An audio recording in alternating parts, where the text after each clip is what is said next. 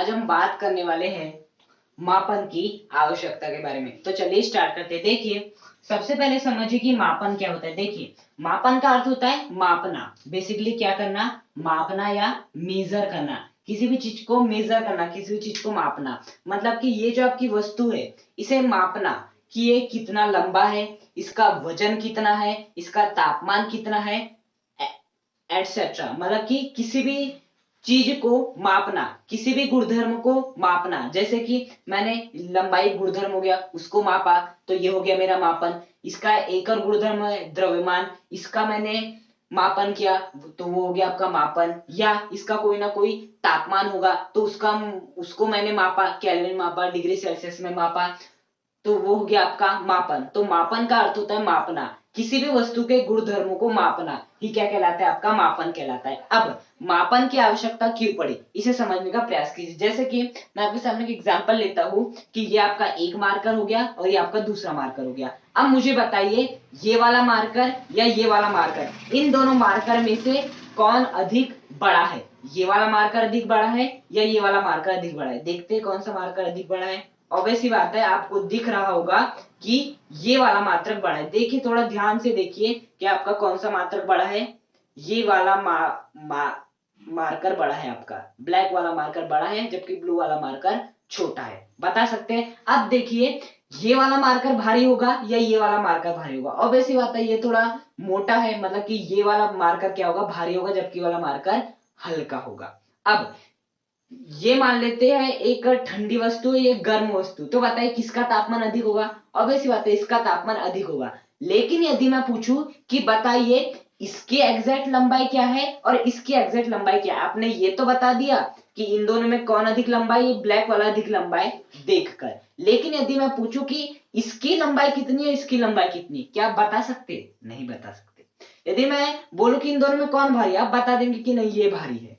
लेकिन क्या बता सकते इसका वास्तव में वजन कितना है, इसका वास्तव में वजन कितना है? नहीं बता सकते। जैसे कि मैंने बोला ये ठंडी है, ये गर्म है, तो आपने बता दी कि इसका अधिक तापमान है, लेकिन इसका तापमान कितना है, क्या आप ये बता सकते? बिल्कुल नहीं बता सकते। तो बेसिकली देखना, हम जो अपनी ज्ञानेंद्रियों द्वारा है, जो हमारी ज्ञानेंद्रिय, जो हमारा मन है, उसके द्वारा हम केवल क्या कर सकते हैं? भौतिक राशियों का, जितने भी भौतिक राशियां है उनका तुलनात्मक अध्ययन कर सकते हैं। कैसा अध्ययन कर सकते हैं? तुलनात्मक अध्ययन कर सकते हैं। जैसे कि इसका हमने तुलना करी कि नहीं यार, ये छोटा है, ब्लू वाला छोटा है, ये ब्लैक वाला बड़ा है, मतलब ये क्या होगा? इसका बड़ा है। तो आपने तुलना की इन दोनों की और ये बताया कि नहीं इसकी लंबाई क्या है? अधिक है। वैसे इन दोनों का आपने देख के बताया कि नहीं इसका भार ज्यादा होगा, क्योंकि बेसिकली समझ में आ रहा है कि इसका भार ज्यादा होगा। मतलब आपने तुलना की इन दोनों की, उसके बाद बताया।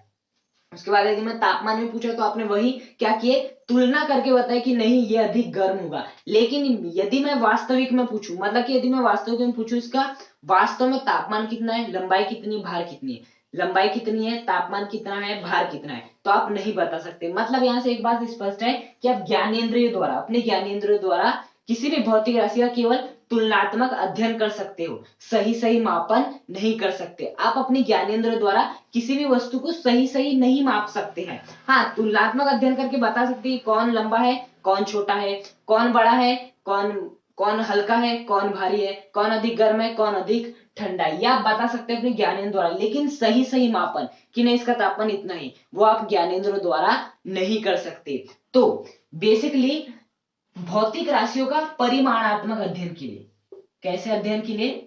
परिमाणात्मक अध्ययन के लिए, भौतिक राशियों का परिमाणात्मक अध्ययन के लिए हमें किसकी आवश्यकता हुई? मापन की आवश्यकता हुई। ओके, तो बेसिकली मापन की आवश्यकता क्यों हुई? ऐसा लिखेंगे, ज्ञानेंद्रियों द्वारा केवल और केवल भौतिक राशियों का तुलनात्मक अध्ययन किया जा सकता है। लेकिन भौतिक राशियों का यदि परिमाणात्मक अध्ययन करना हो तो हमें मापन की आवश्यकता होती है। तो यहां से एक बहुत ही इंपॉर्टेंट क्वेश्चन है जो कि मैं लिखने जा रहा हूं कि जो आपका मापन है वो बेसिकली क्या हो गया? आपके विज्ञान की जड़ है। वेरी इंपॉर्टेंट टर्म है ये, जो कि अक्सर एग्जाम में पूछा जाता है कि समझाइए कि मापन विज्ञान की जड़ किस प्रकार से। तो जो मैंने आपको अभी एग्जाम्पल दिया ना, वही आपको डिट्टो कॉपी पेस्ट कर देना है। या एग्जाम में ऐसा पूछता है कि खालिस्तान विज्ञान की जड़ है, खालिस्तान विज्ञान की जड़ है, तो आंसर आएगा मापन। या ऐसा पूछा जाता है कि मापन विज्ञान की खालिस्तान है, तो आंसर क्या आएगा? जड़ आएगा। तो बेसिकली आपको समझ में आया कि मापन की आवश्यकता की होती है किसी भी भौतिक राशि का परिमाणात्मक अध्ययन के लिए, और बेसिकली जो मापन है वो विज्ञान की क्या है, जड़ है। अब देखिए एक बात समझने का प्रयास कीजिए कि जैसे कि मान लेते हैं आपको इस जो आपका मार्कर है इसकी लंबाई का क्या करना है, मापन करना है, तो क्या मापन कर लेंगे, नहीं कर पाएंगे। आपको हाँ मापन तो कर लेंगे, स्केल से कर लेंगे, किसी से भी कर लेंगे, लेकिन आपको मापन करने के लिए और एक चीज की आवश्यकता होती है, और वो क्या होते हैं, आपके मात्रक होते हैं। बेसिकली मात्रकों के बिना आप कर ही नहीं सकते। जैसे कि आपने बोल दिए इस मार्कर की लंबाई 5 है, 5 क्या सेंटीमीटर बोल रहे हो, मीटर बोल रहे हो, या क्या बोल रहे हो, तो या किलोमीटर बोल रहे हो, तो basically centimetre, metre, kilometre basically क्या है, आपके मात्रक है। तो मापन यदि आपको करना है तो किसकी आवश्यकता होगी, मात्रकों की आवश्यकता होगी। मतलब मापन मात्रकों के बिना संभव नहीं है। जैसे आपने बता दी कि नहीं इसका वजन 5 है, क्या है, 5 ग्राम है, 5 किलोग्राम है, 5 पाउंड है, क्या है, मात्रक ही नहीं बताया आपने, तो हम मापन नहीं कर सकते। मतलब मात्रकों के बिना centimetre, metre, kilometre, kilogram, second, millisecond, इनके बिना, इन मात्रकों के बिना आप किसी भी वस्तु को ठीक ठीक तरीके से नहीं माप सकते। अर्थात मात्रकों के बिना मापन संभव ही नहीं है। तो चैप्टर का नाम ही वही है, मापन एवं मात्रक। समझ में आ रहा है, मतलब कि मापन के बिना मात्रक नहीं हो सकता, मात्रक के बिना मापन नहीं हो सकता, मतलब मात्रक और मापन एक दूसरे से कनेक्टेड है। वही चैप्टर का नाम है मापन एवं मात्रक। तो बेसिकली मापन की आवश्यकता समझ में आती है। अब हम बात करेंगे मात्रकों के बारे में। तो देखिए मात्रक जैसे कि आप सभी जानते हैं, पिछले वीडियो में जब मैं आपको भौतिक राशि पढ़ा रहा था तो मैंने आपको 7 मूलभूत राशि बताया था और उनके मात्रक बताया था। अब बेसिकली हम बात करने वाले इस वीडियो में मात्रक पद्धति के बारे में। किस पद्धति के बारे में बात करने वाले हैं, मात्रक पद्धति के बारे में, कि बेसिकली आपकी मात्रक पद्धति क्या होती है, ये कितने प्रकार की होती है। देखिए बेसिकली जो आपकी मात्रक पद्धति होती है वो होती है आपकी 4 प्रकार की। पहली पद्धति होती है आपकी एमकेएस पद्धति, दूसरी होती है आपकी सीजीएस पद्धति, तीसरी होती है आपकी एफपीएस पद्धति, और चौथी पद्धति होती है आपकी एसआई पद्धति। तो ये आपकी 4 प्रकार की मात्रक पद्धति है। तो बेसिकली ये जो आपकी शुरुआत की जो 3 मात्रक पद्धति है, इस मात्रक पद्धति में केवल लंबाई, द्रव्यमान और समय, लंबाई, द्रव्यमान और समय को व्यक्त किया गया है। जबकि ये जो आपकी एसआई पद्धति है, सिस्टम ऑफ इंटरनेशनल यूनिट्स, जिसके बारे में मैंने आपको एक स्टोरी सुनाई थी पिछले वीडियो में, तो बेसिकली जो एसआई है इसमें जितने आपकी 7 मूलभूत राशियां हैं उन सभी के मात्रकों के बारे में वर्णन किया है। जबकि इन तीनों ही पद्धतियों में केवल और केवल किस पे ध्यान दिया गया, लंबाई, द्रव्यमान और समय, 3 मूलभूत राशियों पर ध्यान दिया गया है। देखिए जबकि एमकेएस पद्धति है उसमें लंबाई के लिए, किसके लिए, लंबाई के लिए मीटर का उपयोग किया गया है, किसका, मीटर का, द्रव्यमान के लिए किसका उपयोग किया गया है, किलोग्राम का उपयोग किया गया है, और बेसिकली जो आपका समय था, बेसिकली जो आपका समय था उसके लिए किसका उपयोग किया गया है, सेकंड का उपयोग किया गया है। किसका उपयोग किया गया है, सेकंड का उपयोग किया गया है। तो एमकेएस पद्धति में लंबाई के लिए मीटर का उपयोग किया गया है, मीटर मात्रक का उपयोग किया गया है, द्रव्यमान के लिए किलोग्राम मात्रक का, और समय के लिए सेकंड मात्रक का उपयोग किया गया है। यदि मैं बात करूं सीजीएस, तो सीजीएस में क्या किया गया है, लंबाई के लिए किसका उपयोग किया गया है, बेसिकली आपके सेंटीमीटर का उपयोग किया गया है। किसका उपयोग किया गया है, सेंटीमीटर मात्रक का उपयोग किया गया है। द्रव्यमान के लिए किस मात्रक का उपयोग किया गया है, ग्राम मात्रक का उपयोग किया गया है, और समय के लिए बेसिकली सेकंड का ही उपयोग किया गया है। किसका उपयोग किया गया है, सेकंड का उपयोग किया गया है। तो देखते होंगे जब भी आप सीजीएस मात्रक लिखते हैं तो आप जहां लंबाई रहती है वहां सेंटीमीटर वो लिखते हैं, जहां द्रव्यमान रहता है वहां ग्राम, और जहां समय रहता है वहां सेकंड लिखते हैं। अब बेसिकली तीसरी पद्धति आपकी एफपीएस पद्धति। देखिए एफपीएस पद्धति में बेसिकली लंबाई के लिए फुट का उपयोग किया गया है। किसका उपयोग, फुट का उपयोग किया गया है। बेसिकली द्रव्यमान के लिए किसका उपयोग किया गया है, पाउंड का उपयोग किया गया है। और यदि मैं बात करूं समय के लिए, तो समय के लिए इस पद्धति में सेकंड का ही उपयोग किया गया है। तो बेसिकली इन तीनों ही पद्धतियों में लंबाई, द्रव्यमान और समय के मात्रकों के बारे में बताया गया है। एमकेएस में लंबाई का मात्रक मीटर, सीजीएस में लंबाई का मात्रक सेंटीमीटर, और एफपीएस में लंबाई का मात्रक फुट बताया गया है। जबकि एमकेएस में द्रव्यमान का मात्रक किलोग्राम, सीजीएस में द्रव्यमान का मात्रक ग्राम, और एफपीएस में द्रव्यमान का मात्रक पाउंड बताया गया। जबकि एमकेएस, सीजीएस, एफपीएस पद्धति में समय का मात्रक सेकंड, इसमें भी समय का मात्रक सेकंड, इसमें भी समय का मात्रक सेकंड बताया। अब देखिए जो आपकी चौथी पद्धति है वो जो चौथी पद्धति है आप ऐसा बोल सकते हैं कि वो एमकेएस का, कौन सी पद्धति का, एमकेएस पद्धति का प्रवर्धित रूप है। कौन सा रूप है, प्रवर्धित रूप है। प्रवर्धित रूप का मतलब आपको समझ नहीं आ रहा होगा, मैं भी आपको बताता हूं, मॉडिफाइड रूप है।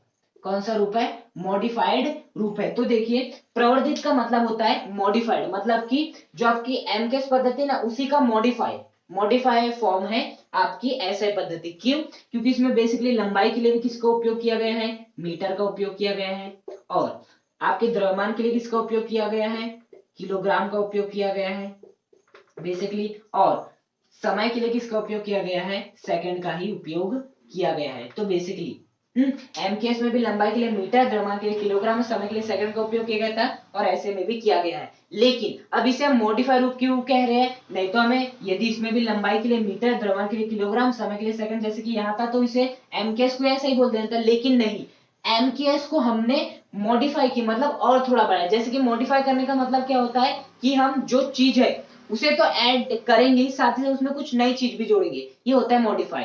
तो एमकेएस ऐसा है, मतलब जो एमकेएस पद्धति उसी का मॉडिफाइड रूप क्या है आपका, एसआई पद्धति है। एमकेएस पद्धति का प्रवर्धित रूप है कौन सा, एसआई पद्धति। तो इसमें हमने क्या जोड़े हैं, हमने ये तो देखिए तीन मूलभूत राशियां, कोई लंबाई, द्रव्यमान, समय, इसके अतिरिक्त चार और मूलभूत राशियां होती है। कौन कौन सी, पहली होती है आपकी तापमान, उसके बाद क्या होती है आपकी धारा, उसके बाद क्या होती है आपकी प्रदीपन तीव्रता, और साथ ही साथ क्या होती है आपकी पदार्थ की मात्रा। ये अन्य चार मूलभूत राशियां भी होती है। तो इन्हें, इनके मात्रक को भी कहां पर इंक्लूड किया गया है, इस एसआई पद्धति में इंक्लूड किया गया है। इसलिए कहते हैं कि जो आपकी एसआई पद्धति है वो एमकेएस पद्धति का ही प्रवर्धित मतलब मॉडिफाई रूप है, क्योंकि इसमें लंबाई, द्रव्यमान, समय के अतिरिक्त तापमान, धारा, प्रदीपन तीव्रता, पदार्थ की चार अन्य मूलभूत राशियों को भी लिया गया है। बेसिकली तापमान का मात्रा कितना होता है आपका, केल्विन होता है। धारा का मात्रा कितना होता है आपका, एम्पियर होता है, एम्पियर कई बार पूछा जाता है एग्जाम में, याद कर लीजिएगा इसे। प्रदीपन तीव्रता का मात्रा कितना होता है, कैंडेला होता है, और साथ ही साथ पदार्थ की मात्रा का क्या होता है, मोल होता है। तो बेसिकली तापमान का मात्रक केल्विन होता है, ऐसे पद्धति में बताया गया। धारा का मात्रक एम्पियर होता है, ऐसे पद्धति में बताया गया। प्रदीपन तीव्रता का मात्रक कैंडेला होता है, ऐसे पद्धति में बताया गया। और पदार्थ की मात्रा मोल, पदार्थ की मात्रा का मात्रक मोल होता है, कहाँ बताया गया, ऐसे पद्धति में बताया गया। तो ये आपकी बेसिकली क्या आती है, आपकी चार मात्रक पद्धति थी। तो आज के इस वीडियो में हमने मापन की आवश्यकता क्यों पड़ी, हमने मापन और मात्रक किस प्रकार से संबंधित है, और साथ ही साथ इन चार मात्रक पद्धतियों के बारे में अध्ययन किया। यदि आपको वीडियो पसंद आए तो वीडियो को लाइक करें, चैनल को सब्सक्राइब करें, और कमेंट करके मुझे बताइए कि आपको वीडियो कैसा लगा। Thank you.